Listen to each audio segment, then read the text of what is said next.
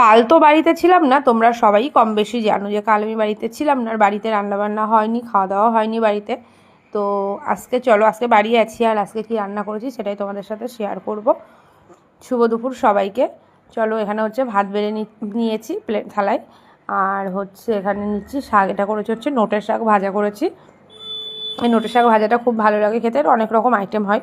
তো আমি এখানে হচ্ছে নোটের শাক ভাজা করেছি, আর এখানে করেছি হচ্ছে মসুরির ডাল, আর তার সাথে আছে হচ্ছে ধোকার তরকারি। এই দেখো ধোকাগুলো কত বড় বড় দেখো। তো এখানে করেছি হচ্ছে ধোকার তরকারি, আলু দিয়ে করেছি। ভেবেছিলাম ঝোলটা বসে যাবে, কিন্তু আর বসে কিন্তু পাতলা পাতলাই আছে। আর এখানে আছে কাঁকরোল ভাজা, পাঁপড় ভাজা, আলু সিদ্ধ। তো এটাই আজকে আমার রেসিপি দুপুরে। আর তোমরাও কে কী খেলে অবশ্যই কমেন্ট করে জানিও। তো চলো খাওয়া দাওয়াটা তাহলে করে নিই, আর তোমরা এখনও যারা যারা খাওনি তারা তারা আসতে পারো খেতে। টাটা সবাইকে।